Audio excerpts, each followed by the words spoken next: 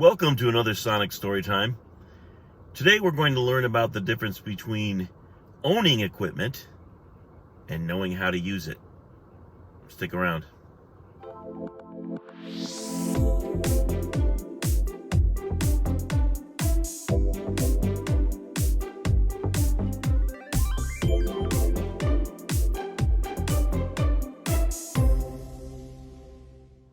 Okay, today's story is about a archetype person, a specified type of person in any endeavor. Music, you see a lot of it, but also any kind of the arts, crafts, and sciences that involve, craft, human input and endeavor. And that's the gear guy. Doesn't have to be a guy, although it often is, or they often are. But if you're a musician and you know every wire and its thickness and consistency and impedance that's inside your guitar amp, or you're a guitarist and you know every type of wood and metal used in constructing your instrument, or you're a drummer and you know all about every single cymbal stand, drum, dimensions, thicknesses, etc. But you haven't taken, or other things. Let's take a look at photography. I've got this brand new camera. It does this, it's got this kind of lens, but you don't know how to use any of it. You're not a good photographer. You're not a good drummer. You're not a good guitarist. You may be a gear guy. And I think it's important that if you're going to pursue something, maybe you start out with not the best. As a drummer, I started out with junk equipment. And I learned a lot about the equipment and my abilities as I grew in them by having to work around some things that weren't great about my drums. A lot of people start out nowadays with the best stuff. Their parents buy it for them, or they borrow money, they get a great kit, and they haven't taken lesson one, and they haven't spent any time practicing anything, and it's kind of a waste. They never really pursue it. They wind up giving it up. But if you talk to them, they know every single detail of that instrument. I've met several gear guys in my career. This is the story of one of them. I was playing with a group called Special Edition at one point, and it was a union shop.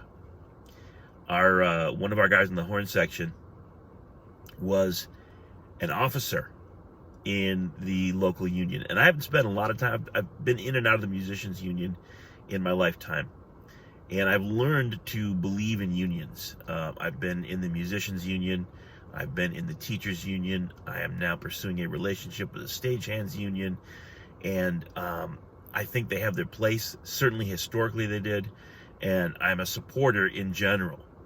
But at the same time, that whole apparatus can become kind of cumbersome and cause other issues. And most of the work that I've done in my life has been non-union as far as music goes, because just, rock and roll and that sort of thing, it's not part of it. It's not. DJing in clubs, it's not part of it. Original music, it's not part of it. Blues bands, it's just not part of it. So, yeah. And the records that I've worked on as a musician and as a producer, they're not of the kind of budget where the union would come into play. So most of the work I've done has been outside of that. But I've been in and out of the musicians union a few times. One of them was when I was playing with this group, Special Edition, and it was basically we had to. Because a couple of the guys in the horn section did a lot of union work. And did stuff with the Philharmonic and are part of the horn section when groups come to town. Guys that I played with, they wind up working with the Temptations when they come and stuff like that. So it makes sense for them to do it. And then, of course, you can't have half a band be in and half a band be out. It doesn't work. So during my tenure with this group, I was a union guy. And one of the nice benefits of the union is that you get these things called green sheet gigs. Every once in a while, you can access these things that were set up a long time ago during the recording bans of the 40s. One of the things that happened was they negotiated for a certain amount of money from major recordings done in the studios that were going to be released on record. Part of that budget would go towards a communal fund for the musicians union. And that fund gets spent every year in what are called green sheet gigs. So a lot of the public performances that you see in the parks are either partially or fully subsidized by these green sheet gigs. So people get to go enjoy music. It's promoting music for free to the public, and the union musicians get extra work, and it's paid for by a subsidy from the music industry that, not everyone always benefits from that, but because of this agreement, they can. So if that makes sense. So we were doing a green sheet gig. Long way around to explain we were doing a green sheet gig. And I had already taken another job where I was going to go out of town with the Army band. I can't remember, but for some reason I couldn't make this job that my band had. So they got a sub from the union book. All the members in your local will have their name and the instruments they play and their phone number, contact information in the union book. So they got a sub. And then suddenly I was available. So it would be custom. I can't remember what happened. The gig got canceled. I wasn't going to go on the road. I can't remember. Anyway, I could do the gig. So it would have been well within the band leader's right to just say, yeah, sorry, man, we don't need you, to the other guy. But I said, listen, he's planned on this job. Go ahead and let him do it. You've got a big enough budget. If you want, I'll play percussion. I can talk him through the job, right? And you'll have me and the tunes I sing, I'll still sing or whatever. And then you can let this guy work, and we don't have to, yank the rug out from under him. He's planning on playing this job. And when you're an independent musician or a freelancer, you don't want your calendar jerked with.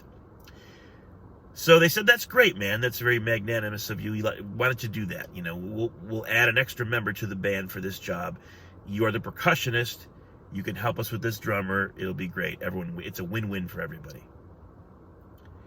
Well, I got there and met this guy and said, hey, how you doing? He had a bigger set than Neil Peart ever brought to any job. I don't know, what was it, Sonny Greer back in the 30s with Duke Ellington? Had all the toms, wood blocks everywhere, the gong behind. This dude had everything. And I said, hey, man, nice set. It's a good thing we had a pretty big stage, and I'm setting up my congas and a couple of pieces I brought. And I usually would bring at most like a 5-piece kit, 2 rack toms, floor tom, snare, bass, and my cymbals, which weren't huge. I learned to kind of streamline a little bit. This guy had a huge kit.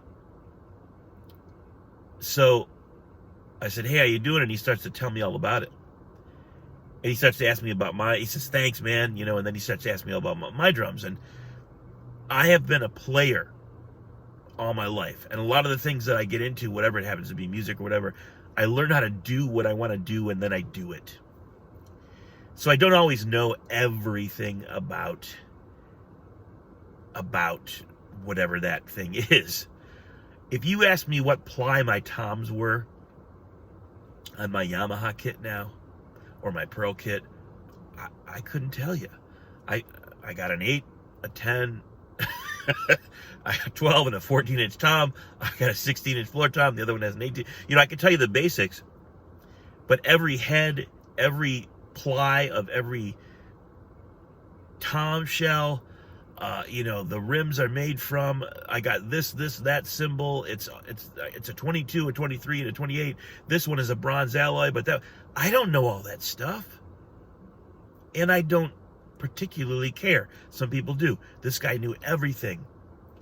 And he starts to go through every detail of his set with me. I'm like, man, we better get ready. The downbeat's pretty soon. Let me talk you through a few of these tunes. He seems to understand, hey man, this one's a shuffle, this one's a straight, I'll count you in, or just, they're going to count you in, but watch me, I'll give you a clue. There's a cut time here, or there's a stop time coming up, and I'll give you a cue, Okay. And, it's always a little nerve-wracking when you're subbing and you never played with a band, the tunes or their arrangements. It's nice to have someone help you out. I didn't expect, a miracle. But we got off the first tune, and this guy can't play at all. Like, he can't play a backbeat to save his life. He's rushing, he's dragging, he has no four-way coordination. And I mean like none. Like, he can't play straight time. He's got to go ting, ting, cock, ting, ting. Every drum in the world this dude brought for absolutely no reason. So, long story short, I know it was actually kind of a long story today, but somehow we made it through. Never called that dude again. And if you're going to get into anything and you want to spend, some time doing it, you're going to play drums and you want to do that at like a professional level or even a collegial level with like a jam band or whatever. Learn to play as well as, all about your equipment. It's good to know your equipment. But if you have to have a choice between being a gear guy and a play guy, be a player, not a gear guy.